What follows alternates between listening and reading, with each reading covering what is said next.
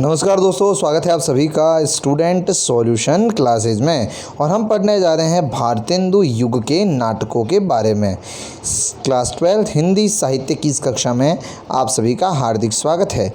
देखिए, स्टार्ट करते हैं। भारतेंदु युग जो है वो पुरातन काल और नवीन काल के बीच का संधि स्थल है। यानी कि पुराना काल और नया काल जो प्रारंभ हुआ उसके बीच में कड़ी का काम करता है भारतेंदु युग। ठीक है ना। 19वीं सदी के अंतिम चरण में पूरे देश में सांस्कृतिक जागरण की लहर दौड़ चुकी थी।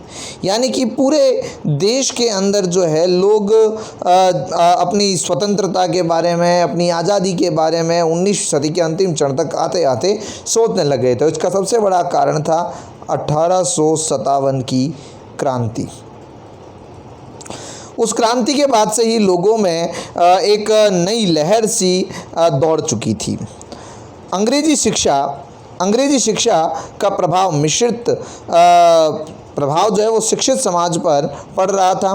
तो समाज में क्या स्थिति थी? अंग्रेजी शिक्षा का प्रभाव पड़ रहा था। अंग्रेजी शिक्षा से क्या इफेक्ट होता है? देखो भाई, अब तक भारतीय जो लोग थे वो अब तक अंग्रेजी को इतना नहीं जानते। जैसे जैसे उनका अंग्रेजी के प्रति मोह बढ़ा, जैसे जैसे उन्होंने अंग्रेजी को पढ़ा, तो वैसे वैसे वो अन्य प्रकार के क्रांति के आंदोलनों के बारे में पढ़ सके, वो सरकार की नीतियों को समझ सके। सबसे बड़ी बात है, सरकार की नीतियों को समझ सके, और समझेंगे तभी तो विरोध करेंगे, है ना। तो अंग्रेजी शिक्षा का विकास हुआ, राष्ट्रीय और सामाजिक सोच विकसित हुई और सामंतीय ढांचा टूट चुका था। सामंतवाद जो था वो पूर्णतः समाप्त हो चुका था।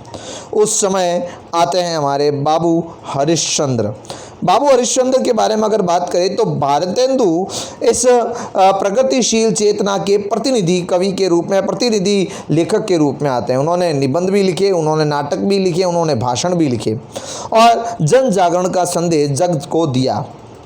तो इनके द्वारा रचा गया जो साहित्य था वो सांस्कृतिक जागरण का साहित्य कहलाता है। मतलब लोगों को सांस्कृतिक रूप से उठाने का काम जो है भारतेंदु और उनके मित्रों ने मिलकर किया। आइए बच्चों, समझते हैं अब पहली विधा नाटक के बारे में। तो नाटक अगर कहे तो हिंदी नाटक का जो आरंभ है वो भारतेंदु हरिश्चंद्र से ही माना जाता है। भारतेंदु जी ने पूर्व भी नाटककार हुए। उनमें नाटककारों में अगर बात करें तो प्राणचंद चौहान इन्होंने लिखा रामायण महानाटक। लच्छी राम ने लिखा करुणाभरण। नेवाज ने लिखा शकुंतला। महाराज विश्वनाथ इन्होंने लिखा आनंद रघुनंदन। रघुराय नागर इन्होंने लिखा सभासार। और उदय ने लिखा राम करुणाकर और हनुमान नाटक। परंतु ये जितने भी ऊपर हमने अभी नाटकों के नाम पढ़े, इनमें नाटकीय तत्वों की दृष्टि से ये खरे नहीं उतरते हैं। अब बात आती है भाई, नाटकीय तत्वों का मतलब क्या है? नाटकीय तत्वों का मतलब संवाद शैली, नाटकीय तत्वों का मतलब देश काल, नाटकीय तत्वों का मतलब उस समय की सामाजिक परिस्थिति, इन सब को इनमें नहीं उकेरा गया है। उसके बाद भी अगर और जो भारतेंदु से पहले थे जिनमें नाटकीय तत्व तो पूर्ण रूप से मौजूद थे, लेकिन हिंदी भाषा जो है वो पूर्ण रूप से नहीं आई थी। उनमें है सबसे पहले गोपाल चंद्र गिरधर दास। अरे इनका नाम तो पहले भी पढ़ा है हमने। कहाँ पढ़ा है? अरे हाँ, ये तो भारतेंदु जी के पिता है। भारतेंदु जी के पिता गोपाल चंद्र गिरधर दास, इन्होंने एक नाटक लिखा था जिसका नाम था नहुष। ये आया था 1857 में। हालांकि ये ब्रज भाषा में लिखा हुआ था। फिर एक कवि होते हैं गणेश कवि ने एक नाटक लिखा था प्रद्युमन विजय। ये पद्यबद्ध था और संस्कृत में भाषा में लिखा गया था। उसके अलावा एक नाटक और देखने को मिलता है जिसका नाम है शीतला प्रसाद त्रिपाठी का जानकी मंगल। ये परिमार्जित खड़ी बोली में, यानी कि अभी भी शुद्ध रूप से देखा जाए तो हिंदी भाषा में किसी भी लेखक ने पूर्णतः लेखन प्रारंभ नहीं किया था, कोई नाटक नहीं लिखा था। तो फिर आते हैं हमारे भारतेंदु जी अपने युग के श्रेष्ठ नाटककार थे। इन्होंने कुछ अनुवादित नाटक लिखे, यानी कुछ नाटकों को संस्कृत से अनुवाद किया, और कुछ उन्होंने खुद ने अपने मौलिक नाटक लिखे। यहाँ पर हम उनके कुछ नाटकों के बारे में अध्ययन करते हैं। देखिए, सबसे पहले आता है विद्या सुंदर। ये लिखा गया है 1868। चोर पंचाशिका बांग्ला संस्करण के, ये चोर पंचाशिका हालांकि संस्कृत में है, इसके बंगला संस्करण से इन्होंने हिंदी अनुवाद किया, विद्या सुंदर 1868। फिर अगला है रत्नावली। रत्नावली संस्कृत से सीधा सीधा अनुवाद है रत्नावली का। फिर आता है पाखंड विडंबन, ये प्रबोध चंद्रोदय से इन्होंने लिया है। प्रबोध चंद्रोदय किसकी रचना है, ध्यान रहे, कृष्ण मिश्र की। प्रबोध चंद्रोदय, चंद्रोदय किसकी है, कृष्ण मिश्र की रचना है। यहाँ से प्रबोध चंद्रोदय से क्या लेकर आए, ये पाखंड विडंबन लेकर आए 1872 में। धनंजय विजय, धनंजय विजय कांचन कवि के संस्कृत नाटक का अनुवाद है धनंजय विजय। फिर अगला आता है इनका कर्पूर मंजरी। कर्पूर मंजरी ये सट्टक, ये नाटक का जो नाम संस्कृत में सट्टक, कांचन कवि का ही संस्कृत नाटक है, 1875 में लेकर आए। और सर्वाधिक फेमस नाटक है इनका भारत जननी।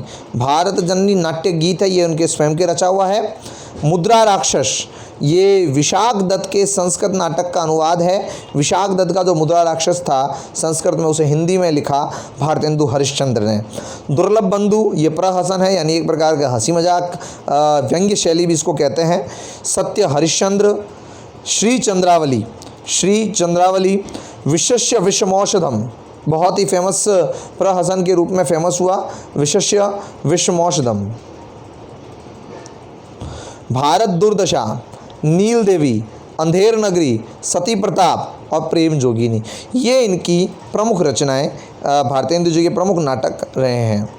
देखिए उस समय जो नाटक लिखे जा रहे थे उन नाटकों में मुख्य रूप से थे पौराणिक और ऐतिहासिक नाटक, रोमानी नाटक और समसामयिक नाटक। इन समस्याओं पर आधारित नाटक हुआ करते थे। सबसे बात करते हैं ऐतिहासिक समस्याओं पर आधारित नाटक कौन कौन से थे। तो हमें उनका एग्जाम्पल के रूप में देखें तो हमें मिलता है भारतेंदु, जो कि नील देवी लिखा था भारतेंदु ने। श्रीनिवास दास ने संयोगिता स्वयंवर, संयोगिता के बारे में, हाँ जी, इतिहास के विद्यार्थी ध्यान रखें, संयोगिता के बारे में आज एक वीडियो आएगा 6 बजे, जो कि पीयूष सर ने बहुत ही ज़ोरदार बनाया है, तो उसे देखना ना भूलिएगा आप। संयोगिता स्वयंवर पृथ्वीराज चौहान पर बनाया है। उसके अलावा देखिए राधा कृष्ण गोस्वामी, राधा कृष्ण गोस्वामी, राधा कृष्ण दास महाराणा प्रताप, रोमानी समस्याओं पर आधारित नाटक। श्रीनिवास दास रणधीर प्रेम मोहिनी, तृप्ता संवरण, किशोरी लाल गोस्वामी प्रणयनी परिणय, मयंक मंजरी। ये रोमानी क्या होता है, रोमांस, प्रेम आदि जो है वो लिखे जाते हैं इनमें। तो उनमें शालिग्राम शुल्क का एक लावण्यवती सुदर्शन नाम से एक नाटक आता है। अगर हम बात करें समसामयिक समस्याओं पर आधारित नाटकों की, तो बच्चों उनमें आ जाते हैं आपके भारत दुर्दशा। हाँ, भारत दुर्दशा न देखी जाई, बहुत अच्छा नाटक है। बालकृष्ण भट्ट का लिखा हुआ नई रोशनी का विश। खड़क बहादुर मल्ल, इन्होंने लिखा भारत आरत। अंबिका दत्त व्यास, इन्होंने लिखा भारत सौभाग्य। राधा कृष्ण दास दुखनी बाला और गोपाल राम गहमरी ने लिखा है देश दशा। तो ये कुल नाटक जो है वो यहाँ पर लिखे गए हैं।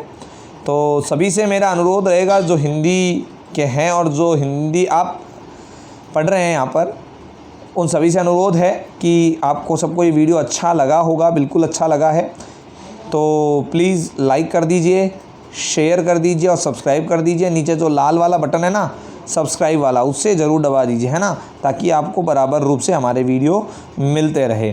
तो लाइक करें, शेयर करें, सब्सक्राइब करें। Thanks for watching. देखते रहिए, सीखते रहिए।